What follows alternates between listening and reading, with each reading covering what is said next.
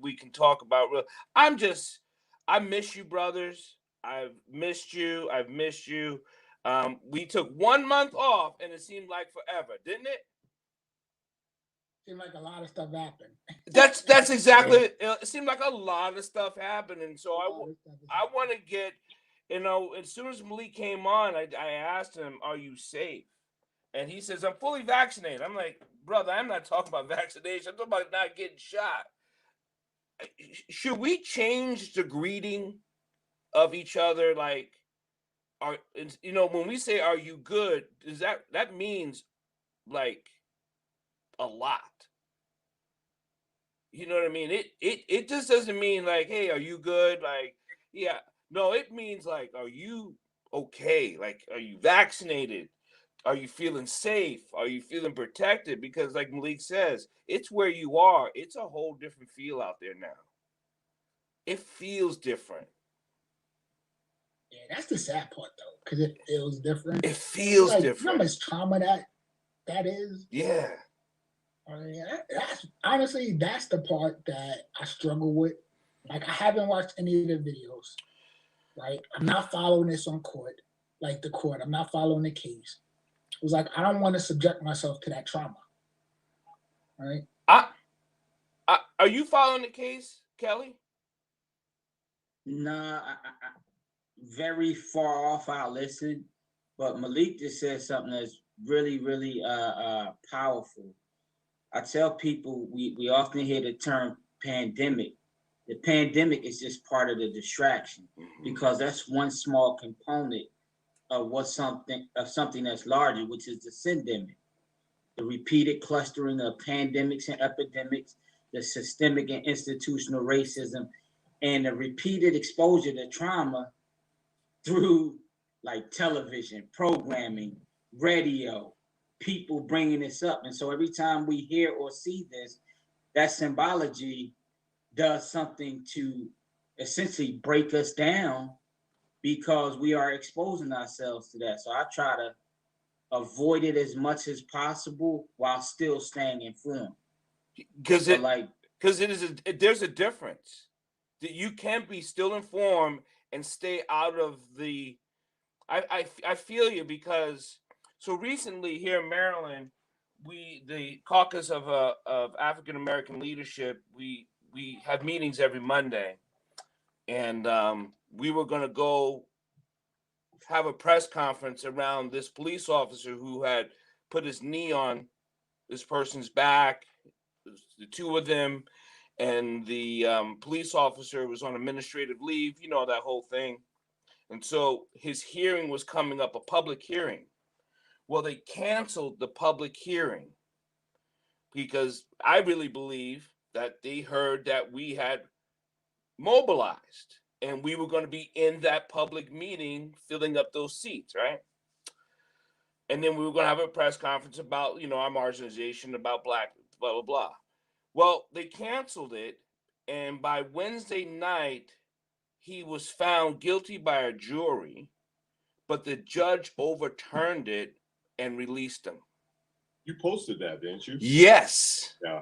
It was so upsetting to me. Like it broke me. It's like, and I tell my wife, and I say, we got to change the court system. We got to get in legislation. We got to get in all these different places so we can change the systemic, right? But then when we doing the right things and we get it, and then we still go through the court, and then it's found guilty, and then you still have another gateway where the judge goes, "No, you're good." that's the powerful piece because like people get elected in positions, policies and procedures. Let's not forget we talking about 400 years of policies that have not served the people, right? That was written by white males who marginalized not only African Americans but also women. And somebody like him, I mean, he knew what he was doing. That was calculated the way you just described that. So we need to be having a greater discussion on how to move him out of office Well, and hold him. yeah, but accountable. there's a lot of judges. The way judges get hired, or not hired, elected, right? Yeah. But before you have to run for a judge, there's a panel that's dictated by the governor. So the governor puts up a panel of 8, 12, and says, and who gets picked to be able to run. So if the governor is picking his buddies to pick their buddies, that's why you still have not as many black attorneys. They don't represent the area they live in. I mean, it's or black judges, I'm saying, you know what I mean? So that's even all wacky. But that goes even back to when we look at how we move districts so that we can vote in who we want to vote in. And to your point, even when you talk about you guys mobilizing, that even has to push us further in terms of mobilizing and strategically attacking something like this from a completely different perspective. Because historically, we just voted Democrat, Republican, right, instead of saying, you know what, wait, we need to see who serves our best interests. And if that means that Woodsy, Malik, Kelly, and Dr. Paul got to assemble and get 10 commercial buses to go whatever area is the key area in that particular state, to be able to have lobbyists with us to change those policies so those things can happen, because people gonna come and go. Yeah. Right? I mean, we can't have the greatest person in place, but if we don't have the policy and procedure that's going to supersede that when that person leaves, then we still we're in the same place. Yeah, you know, a thought that I've been having recently, right, is concentrated power, right? What do you mean? So what happened? What will happen, right, if every person of color decided to move to a particular state? Let's say North Dakota. Whatever. Right? We take over North Dakota, right? So the majority of us live in North Dakota. We elect our officials, elected officials, police force. We send who we want to Congress representing us. We concentrate that power in a particular place. Like Atlanta is kind of onto it, but the state of Georgia is not. Correct. Right? So we take over a state. So I go back to think about right before they ended slavery, and they wanted to actually ship all the slaves back to Africa. And they were like really looking around. Right. They were like, can we do this? Exactly. Right? So then, a group of black officials got together and said, hey, we're Americans. We don't want to leave. But we should have been like, yo, we want a state. Like, give us North Dakota and South Dakota, or give us Georgia, or give us someplace. We could have done it then, but you can't do it now. See, that's the thing. Why can't we do it? Well, here's the thing. I actually think you're onto something, and then actually I think white people have already done that. I actually think, and this is my conspiracy mind running away with me, I think they're going to do Florida. It's either Florida or Texas they could take.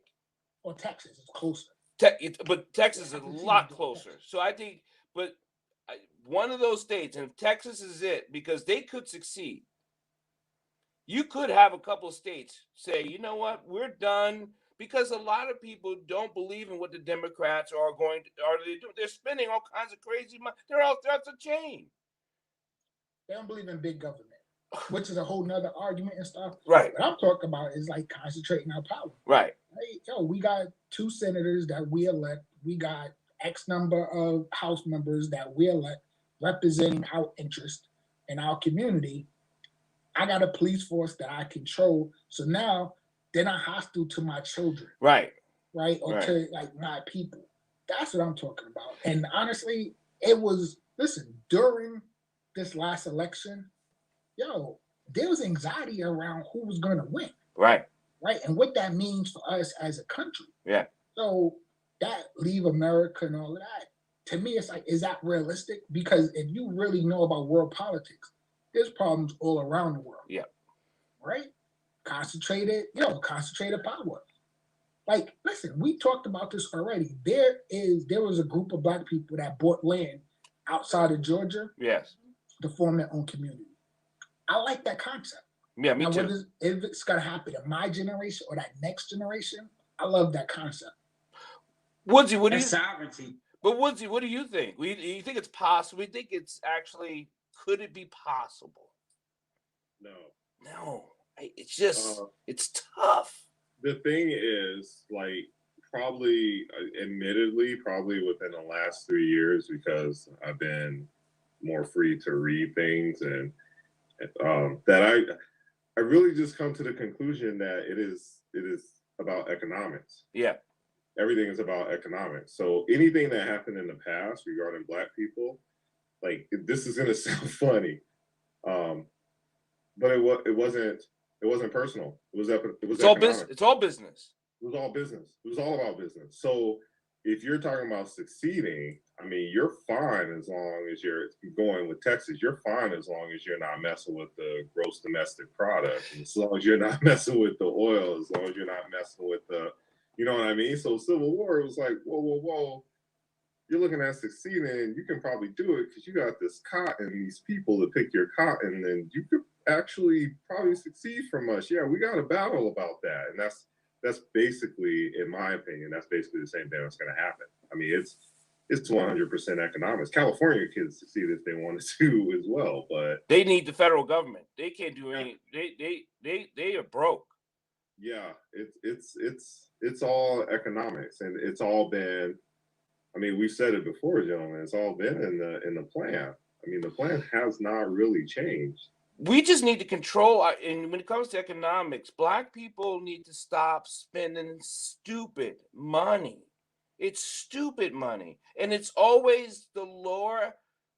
It's not a person who is entrepreneur. It's not a person who is trying to develop. It's who is spending all this money. It is a certain class of Blacks that are spending money that they shouldn't be spending. Yeah, but that's systematic though. That is designed to be that way.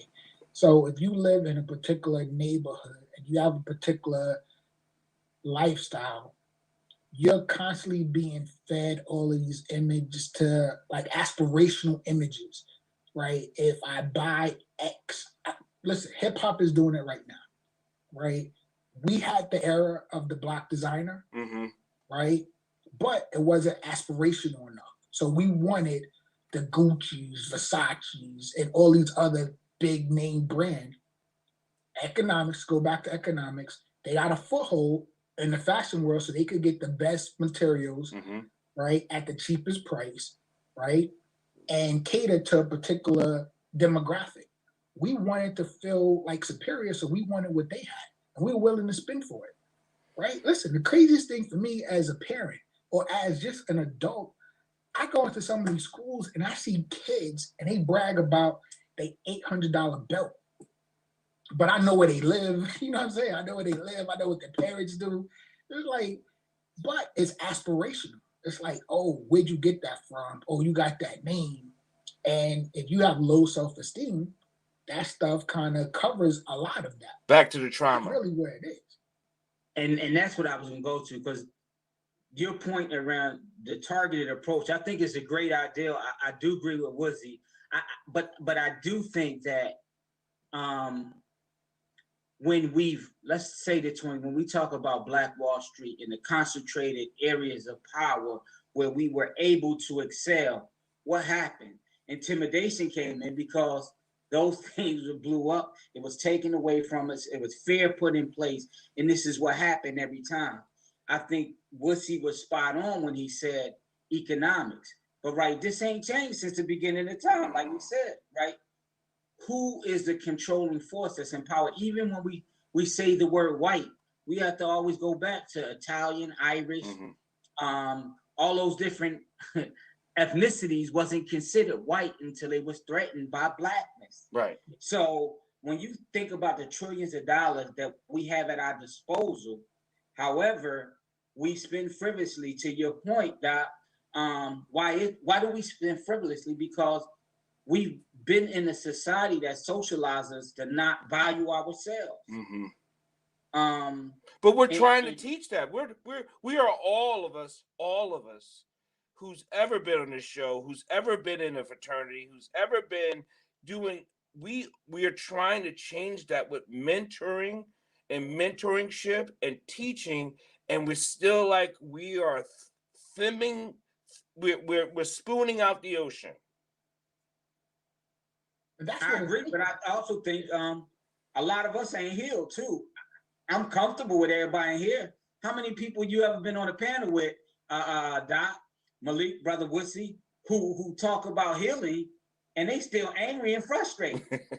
So it's like preaching. Kids of all people really are able to discern whether somebody truly believe what they saying or they just pulling they shoestring, which is why we see a lot of these young kids in this movement right now who are challenging systems, which are the same thing that your John Lewis's and stuff did historically. And then as adults, some of our elders are saying certain things about these young kids, and they doing the right thing. We should be there supporting them. Right. So, I'm sorry. Here's what I'm saying, right? Greenwood, right, in Oklahoma. I knew that was coming up. Me too. Exactly, but I mean that's the model, right? Greenwood in Oklahoma, right? If we provide, right, or if there's a place, a destination that's opening and welcoming to us, right? We could bring our talents, our treasuries, right, to that location. We still part of the United States, but there's a concentration, right? So if you are the dominant force, right, or population, then you get to control, like, what happens in that area. So elected officials, police force, that's what I'm talking about. I'm talking about the culture. I'm talking about establishing a place where you actually can design the culture. And it could be in the United States. But there are places we could probably break out a map right now, and there are several places that we could concentrate and move to as a people. We're not going to get all. That's not the issue, but a concentrated force where it's there is a difference. You know what I mean? Like you said, like Atlanta's got it, but Georgia, they're not having it. And what they did in Georgia was crazy. I'm just telling you, that governor, wow. Well, listen, my thing is this, though, right? I would love a place, right, where you felt comfortable, you felt welcomed. Yeah. Right? I didn't have the fear or the anxiety, like, oh, what can happen? And I'm not talking like it's financial. I'm not even talking like class, because it's all different classes, all different levels. Everybody's welcome. You fit in where you can. So I'll have like an upper echelon level, I'll have a working class level, but it's aspirational. You can get to that, that top tier, right? But it's welcoming. My kids not gonna fear for their lives. That's what I'm talking about. I've been feeling I don't feel afraid ever. I really don't, but I'm feeling sad and unprotected. I've been feeling that way. And specifically, I don't know, this week it's more so. And I know, like what Kelly said, if I'm feeling this way and I think I'm good with saying it and opening and expressing myself, you know how many brothers and sisters who don't know that anxiety they're feeling in there is causing that sickness in themselves that probably can't express themselves and are acting out and they are angry and they are hostile. I can't even imagine a number. Well, I mean, people ask me all the time, and we got to get used to saying that, like, we're not okay. But yeah. We're not okay. Like right now, I have no qualms with saying, like, right now, I'm not okay. I get up every day, I go to work. I try to change lives, but it's coming out all directions. And I don't know what to do. I don't know how to do it. I mean, I feel like I'm accomplished. And like you said, Doctor, if you feel that way and I feel that way, then I know there's brothers walking the street that are really not okay because I'm barely above water. Yeah, and I'm not okay. Right, emotionally, and I am super. Someone asked me, you just go. Yeah, like I go with my kids because I'm trying not to think of what's happening in the next state. I'm trying to keep away from seeing videos. So my head is in the sand right now because that's survival for me. I mean, that's real talk. I One of my friends was on Fox News, CNBC, because he was a place in Minneapolis. I'm a sneakerhead. He got robbed again in Minneapolis. He had to start all over again. Got $40,000 worth of merchandise taken from him, and he was in the middle of starting scholarships for folks. I mean, it's crazy right now. It's crazy, and a lot of us we have our head in the sand. So I always say, you know, when we have a salutation, I mean, when we pass each other, we gotta normalize saying like, "Hey, how you doing, brother?" It's like, dude, world's cold. I'm Yeah. not okay. I'm not I'm just okay. not okay. But Wood, something you just said, and that's the thing. I try like so. Literally, I've been convening like groups of like 50 men, right? And one of the things is we may say you good, bro, and oh, I'm good. But realistically, I'm looking at you, so I know you ain't good. Like I've seen you enough to see, like I could see some of the things that's depleted in you, and I got to do my part too. To your point, if I know you and I know you ain't okay, but you tell me, yeah, I'm doing good, I can't just keep moving on. Right. I gotta Right. ask you, like, what's up, bro? I know you ain't yourself, and that's the piece. To your point, one, I need you to share how you feeling, but then two, the humanity in me has to see that gap or that space where you just not yourself. Otherwise, we are running this rat wheel that we've been doing forever. And to your point earlier, I mean, America is built on capitalism. Mhm. So the only way to destroy this monster It's is capitalism. to hit it with a system or institution that rivals it with equal and opposite force. And just real quick to what Malik was saying, and that's what I was saying earlier, like we had Black Wall Street, and it wasn't just Oklahoma, right? You had Oklahoma, you had New York, you had Durham, North Carolina, you had Wilmington, Asheville, you had all these places all over the country. And how did they do it? I mean, they use fear and they continue to send programming. And really, racism is a big part of classism Mhm. that's disguised. And that's the thing.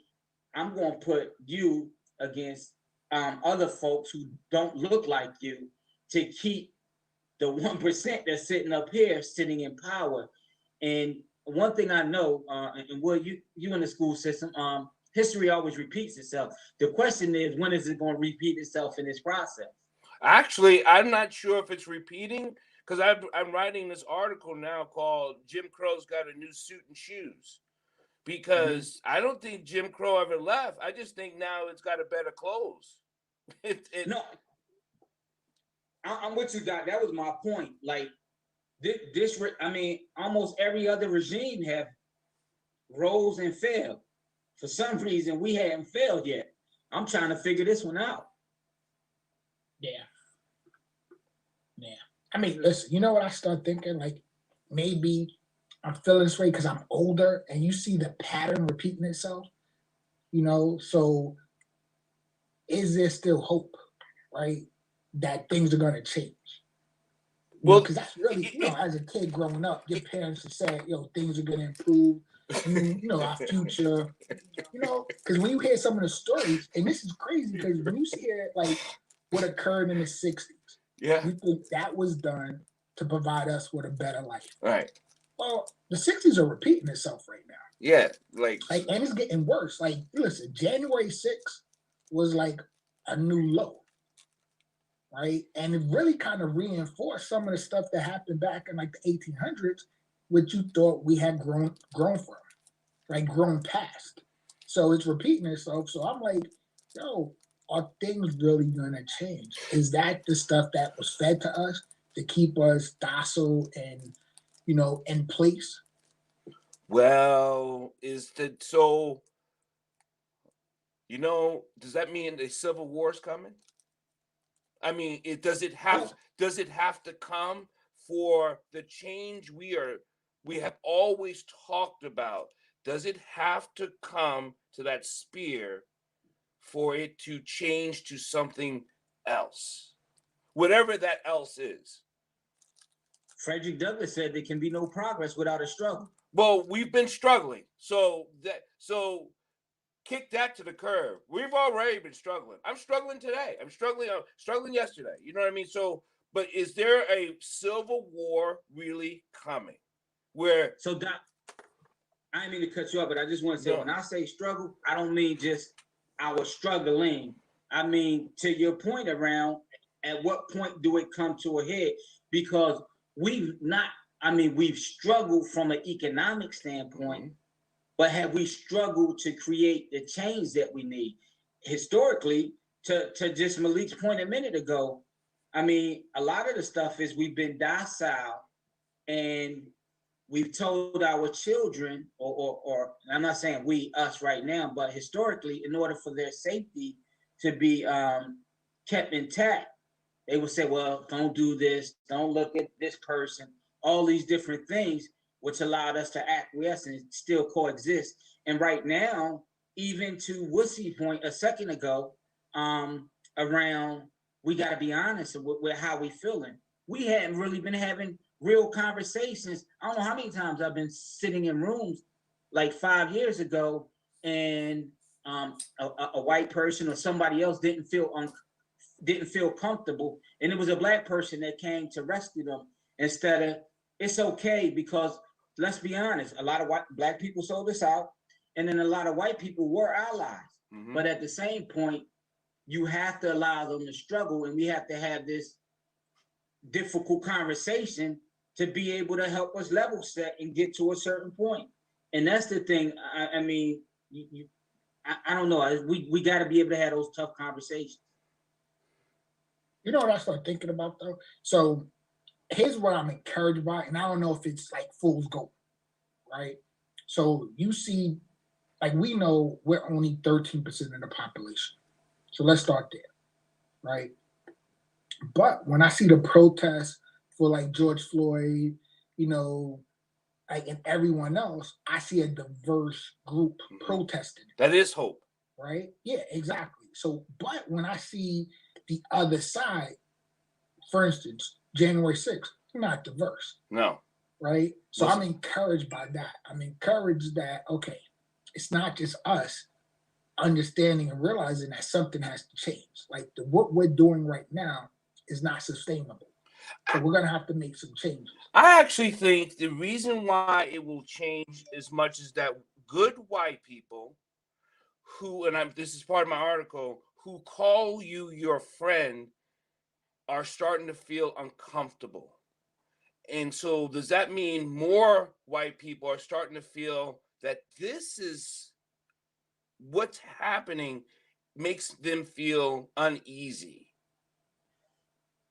And so they have to speak up about it being changed, because we cannot keep, we're going to always talk about it, but it won't change until good white people, non-black people, actually feel necessary to say this has got to stop. Yeah, see, there's where the 60s and stuff are coming back again. That's where start getting divided. Is like, okay, that philosophy that like we need white people to step up. It's like, why is it got to be that way? So that was always historically right division, and that has impeded our progress. Like, okay, the black man should have to fight for his right or whatever, and we don't need the white man to do that, even though the white man has been allies, like not all of them, but we have had white allies along the struggle.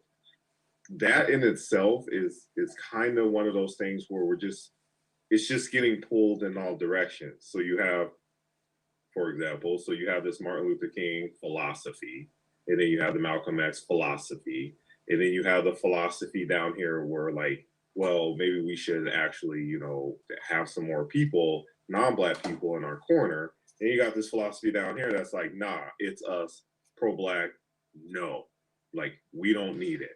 And I know there's different like factions of pro-black. I'm just using that. Yeah. Like pro-black, no. And that there in itself is where we're just kind of getting hung up in the weeds. Like we all just want the same thing. We have these common interests, but we continuously get hung up in the weeds about some small things. Some small things. Some things are major decisions, but I mean that was what was happening in the 60s. But I don't think civil rights would ever came if it wasn't for the white women who wanted to vote. Right. That's 100% correct. But also to your point, was the other piece is when we had the women's right movement, The suffrage. we hadn't even took care of our movement, and Right. like you said, that's where the distraction came in. We jumped right off on something else before we could completely take care of what needed to be taken care of. I mean, perfect example is all four of us on this phone, right? I mean, on Zoom here. I don't know how many times where I hear you got African American, you got African, you got West Indian, you got Cuban African, you got Mexican African. Last I know, And they're all in Kamala. And Kamala's got all of them, I think. She touches all of them. you put a cat in the oven, he's still a cat. Yeah. He in the oven cat.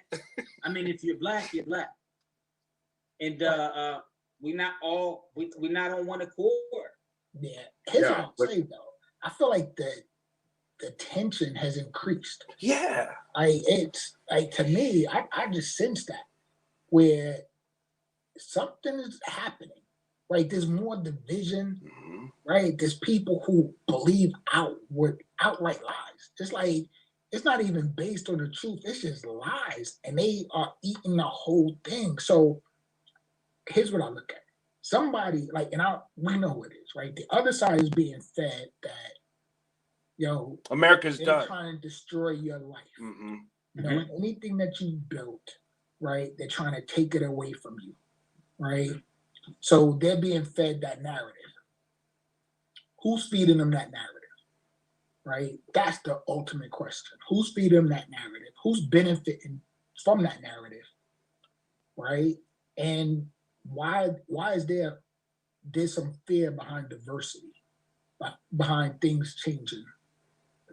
Those are like the questions that I have. And I of course read a couple of books. Why do I always start with that? But anyway, when we look at Black history and how we've kind of just come to power and then we've been kicked down, it mostly came to, in the past, it came to, okay, slavery, but there's 3 to 1. There's 3 slaves to one person. And we didn't educate them. So do you really want those people in power? And that goes to what you're saying, Malik. Like, no, we don't want those people in power because they're not educated. And we might have our governance by these people who we brought over and failed to educate. Mm-hmm. That mindset is still true to this day. To this Like, day. people believe that. So when they say they're taking away our livelihood, that is what they are saying. We are outnumbered. They are less than, whether it's education or whatever. And we could end up being governed by someone who is less than. There are people who still believe that. Well, I'm a doctor. Dyer's a doctor. You're an entrepreneur. Both of you are entrepreneurs. And there are still people who believe that me sitting in an office is the start. And they're going to do whatever they need to do to help that not happen. And that is the sad thing. And to your question, Dr. Dyer, when is something going to happen? Because I feel you, Malik. There's tension. There's mad tension. Yeah. You cross over from North Dakota to Minnesota and you feel the tension. Yeah, it feels like heat. It feels like heat. Yeah. It's crazy right now. And just to answer the question, when we say enough is enough, and and there's something there that bonds us philosophically, and we just said that's enough. But who's the we though? Yeah. Like Blacks say, Okay. we have had enough. we've done this, we've done this, we've done this. It's over. Like, we're getting equality, period. We're taking it, that's it. Because Right. on the other side, I listen to a lot of radio, all kinds of radio.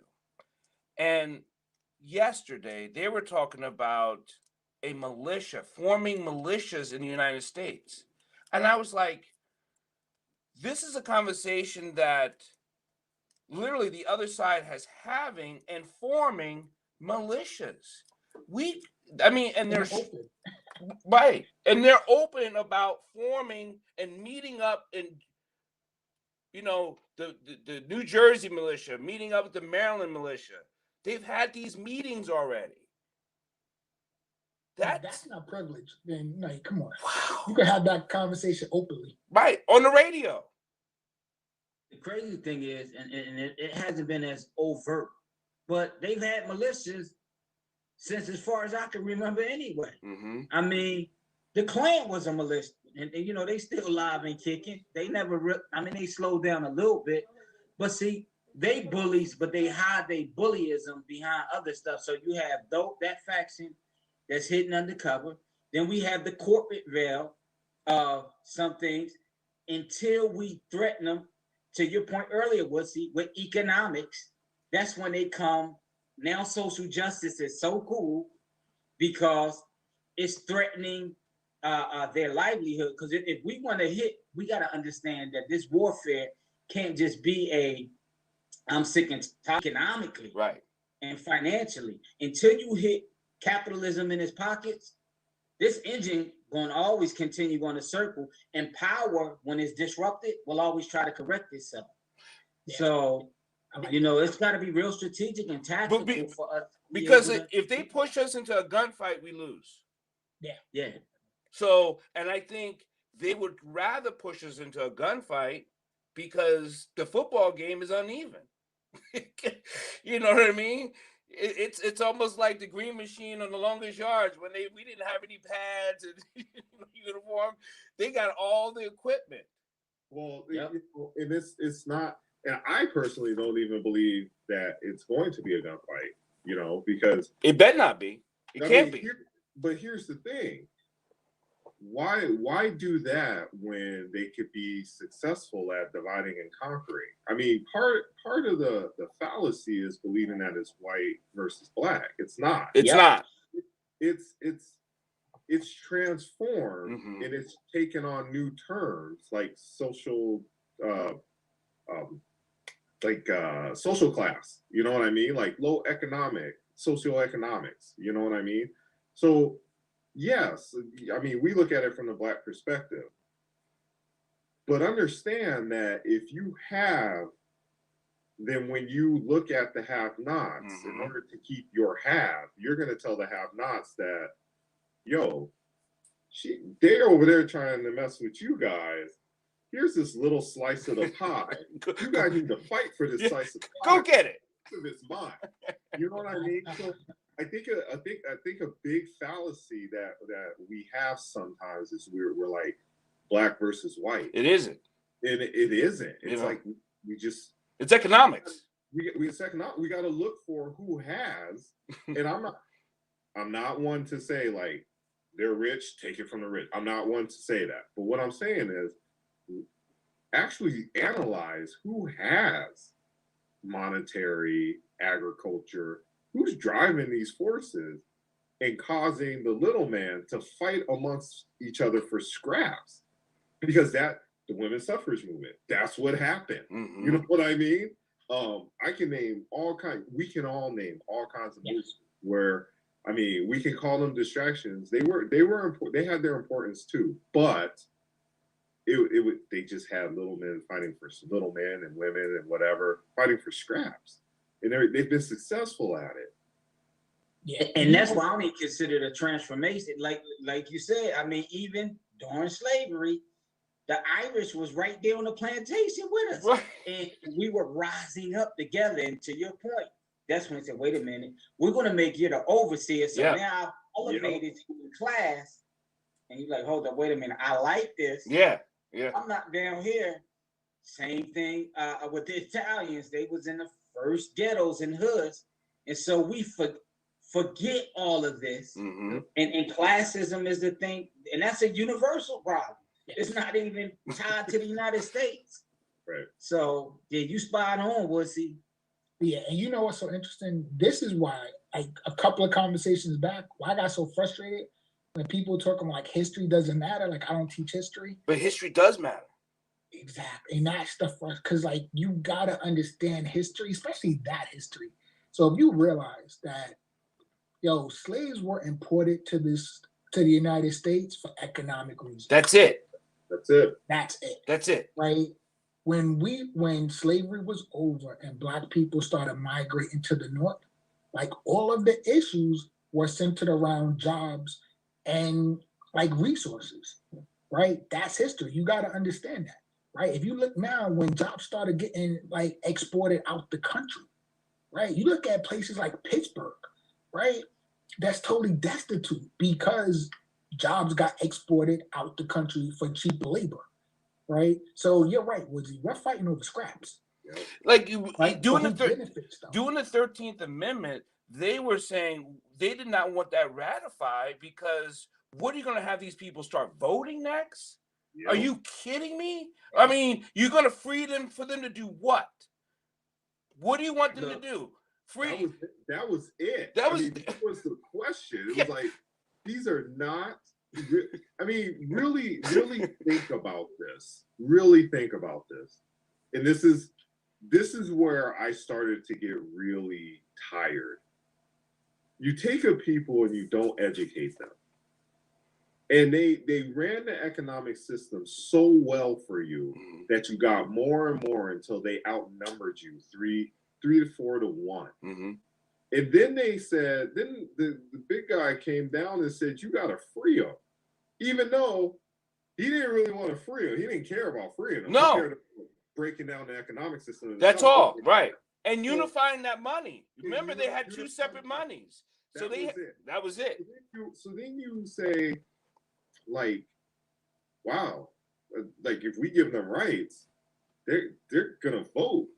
You want them to vote? You want them to do this? You want them to take over? And it's like, for a Black man, I'm sitting here like, I wouldn't want someone uneducated to take over the government. But we were set up that way, so it looks bad. I mean, I cannot fathom some of the things that I see and hear and read, because I don't know how I would make those decisions either. That's why they put in that 3/5 clause. Right. That's what I was going to say. Hey, we not even men for real. Right. So that's good. You can free them as long as they don't really count as full human beings. So I'm good with that. So let's put that in there. And when they put that in there, everyone was like, okay, free them.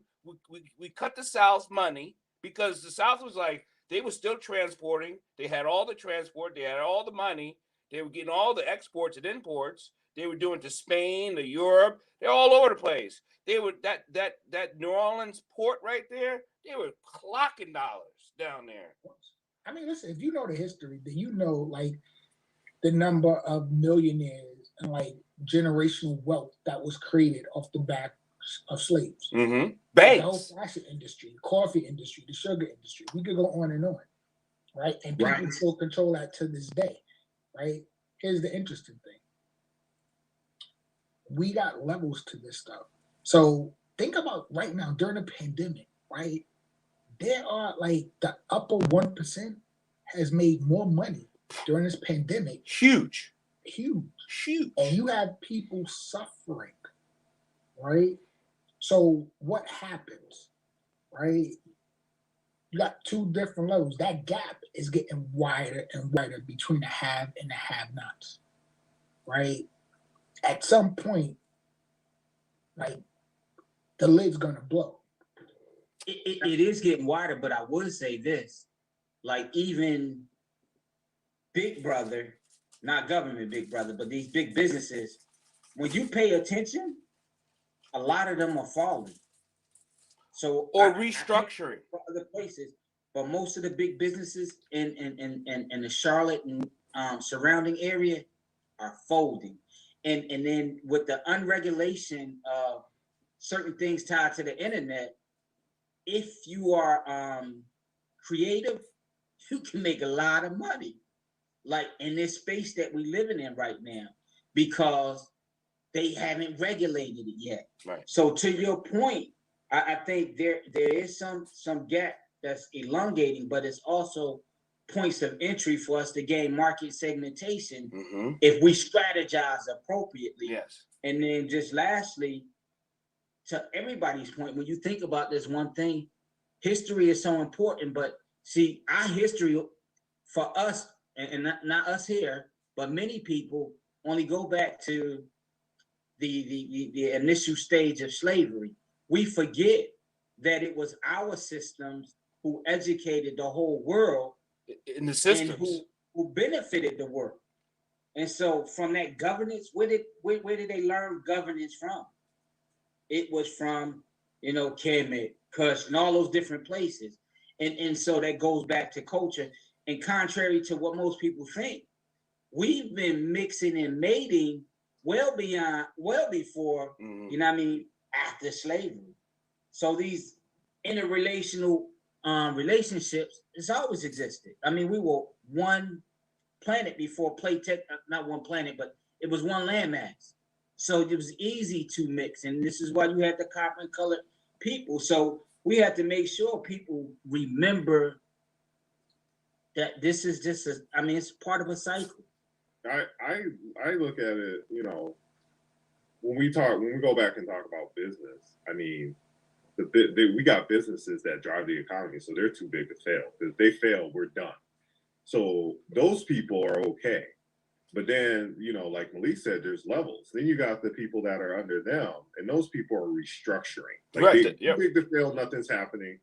Then restructuring. Then it's the common business owner, and those people are suffering. Right. I mean, those people, that's the mom and pop and stuff, and they are suffering. And then you got this level where they're picking and choosing what vaccine to have.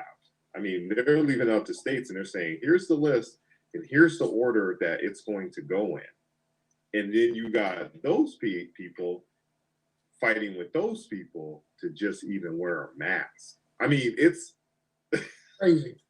It's unreal to know that there are so many levels, A, and B, that it's, once again, it's that division. I mean, if you can have people, everybody on the top will eat. Yes. I mean, you got Johnson & Johnson, who not only made a serum, but also started creating masks. I mean, they went to the division and just like monetized everything. Yeah. So those people are going to be okay. Who's going to struggle is the ones that are participating in that division.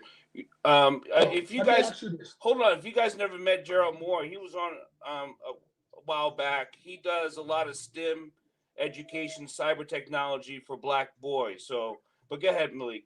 What's up, Gerald? So listen, I'll give you a perfect example, right? To kind of show you what's going on. Amazon has a warehouse in Alabama, right?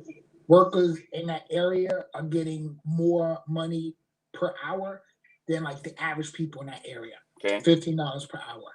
But the working conditions were bad, right? So they wanted to unionize, right? So they started this union push. So what Amazon did was they did, an influence campaign. They started texting their employees, putting up signs all around the building, right? And recently, like the unionized vote just fell. It fell because Amazon, like, basically conditioned their employees and said, "Hey, you don't need this," right? That's what's happening right now. Like, your big business from the very beginning. In the very beginning, they controlled the media, so they were able to influence. So why do you think we got like young boys who want to be hoods and like thugs and all of that stuff, right? Because they're being fed those images, right? Other people are looking at those images and they're like, yo, they're glamorizing it, right? And it's kind of like, they're looking at us and saying, yo, I'm scared, but it's intriguing, right? So those are the images that they look at. So, but when it comes to economics, and I know we can pivot, and I think Black people pivot the best. I just think we do. We pivot the best, and we're able to pivot. We're able to not just adapt, but overcome the adaptation of overcoming. And I think that movement, it also hurts. It also, does that marginalize us as Black people because we're able to adapt and adjust? Is that marginalization? Like what do you mean? Like, Kelly, what are you gonna say?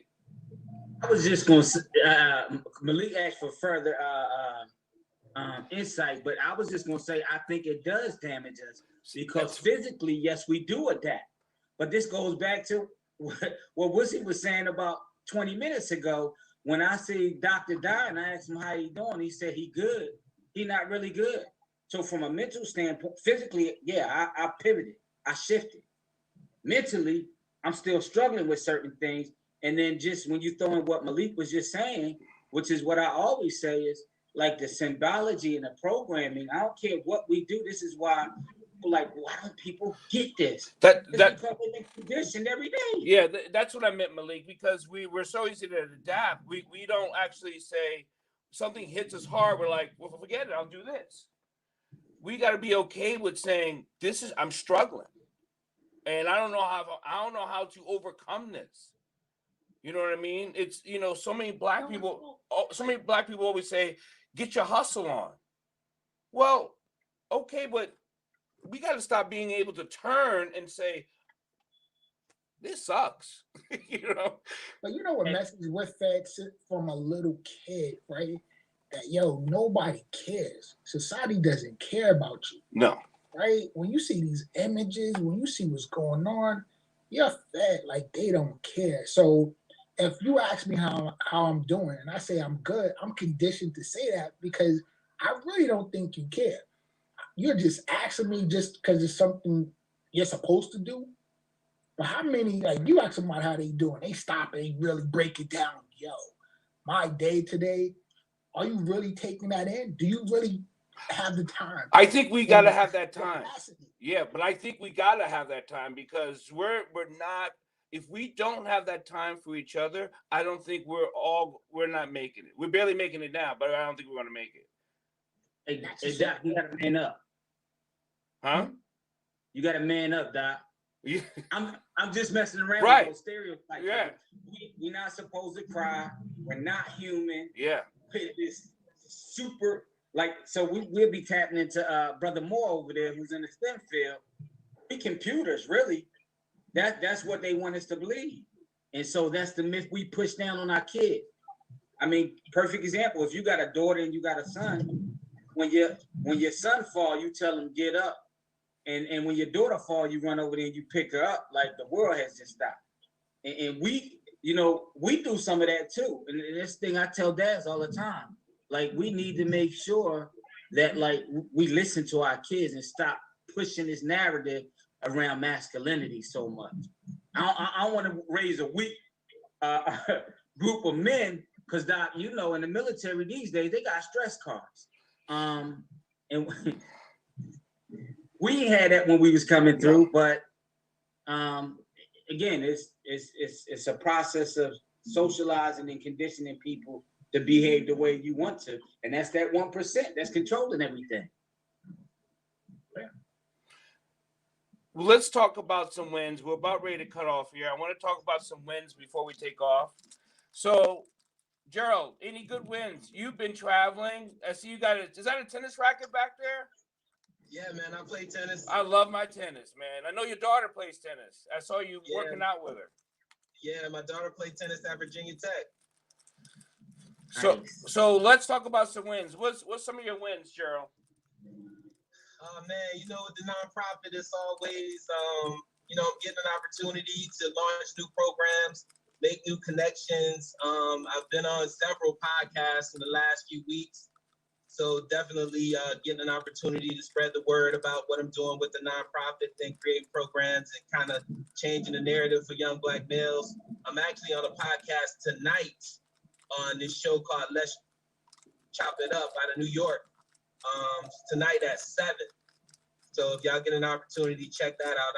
I'll post it. I'll send you the information, Dr. Dyer. Yeah, put it on the Facebook link. Because you're in the Facebook link too, right? Yeah. Yeah, do that. Yeah.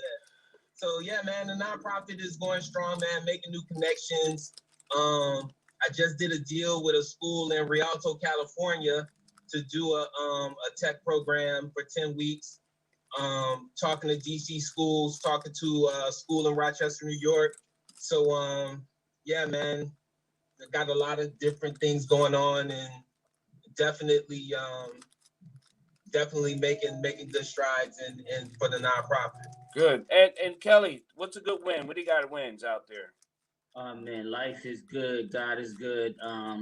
One good win is we've all convened today, man. My spirit is filled just Me too. being in a space with you guys and letting some of this off and just really strategically talking. Another one for the organizations are this. I'm launching a fellowship called the Freeway to Elevation. 10 months, Black and brown boys. Have a lot of social connections that's going to stop me. I don't know how many of y'all familiar with Hugh McCall, who used to be a part of, he's the one who transformed Bank of America as we know it today, many years ago to make it go international, but he's actually supporting large Black, white, very diverse group of people who's actually supporting these young Black boys. Doing some work with My Brother's Keeper. They just, in Charlotte, we first ones to launch and be a 501c3 out of the My Brother's Keeper initiative. And then lastly, I would say, just got so frustrated and tired with not having that space for Black men to be able to vent and talk and support each other. So I created something, and so I'm gonna be launching that real soon and just let loose 2 books like in the past 2 months. All is well. Busy. Yeah, and for my win is we're spearheading Sickle Cell Foundation and bringing that together in Maryland to bring this into a national campaign, because we just in Maryland alone we lost 1,000 Black people to sickle cell because we don't have enough Black blood. So Black people need Black blood when they have crisis for them to decrease that that rejection of the blood, and they're going through all these crises. So I'm really working hard on trying to bring more Black donors together and bring that Black blood. And I just got the okay of going into a boys' prison, juvenile detention center. So I'm going to be working with that, because I was asking you about that, Kelly. And that's a win for me. Malik? Yo, I'm blessed. So right now it's more about like assisting than like personal stuff. So I'm actually starting to coach again, out of like many years. So that should be interesting. And the other thing is, I'm proud of my daughter, man. She's got like a major internship this summer at with like one of the Fortune 500 companies in Atlanta. So I'm definitely proud of that. You can't beat the kids on the basketball court. You can't hit them. Okay. Yeah, I know. Okay. Yeah. Just letting you know before you get back out there. You start Bobby Knighting on their ass.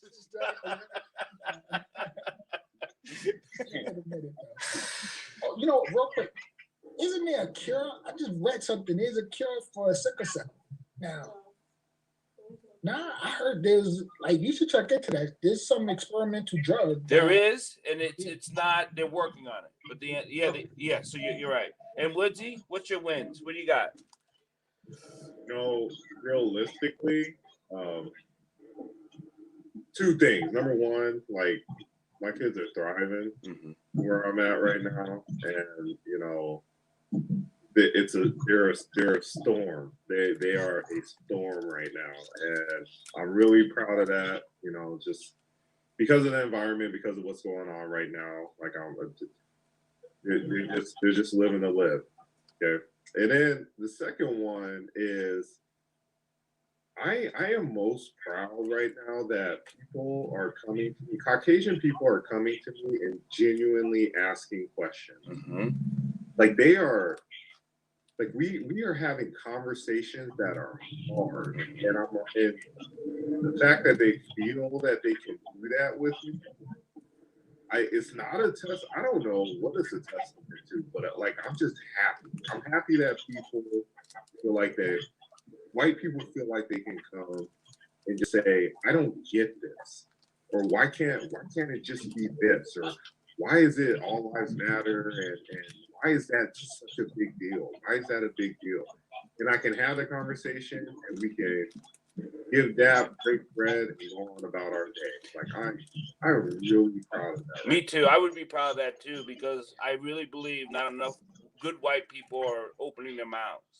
I think they feel bad, whatever, but I think they got to say something. I do believe that. So thank you. Make them comfortable to be uncomfortable. Yeah. Right. Yeah. I Yeah. love that. Yeah. I love that. That's a gift. That brothers, please stay safe, keep up, and please let's stay alive. That's just what we have to say to each other. Stay alive, right? And be careful out there. I feel it. Yep. Love you. Y'all guys be good, brothers. All right, y'all take care. I'll be on time next.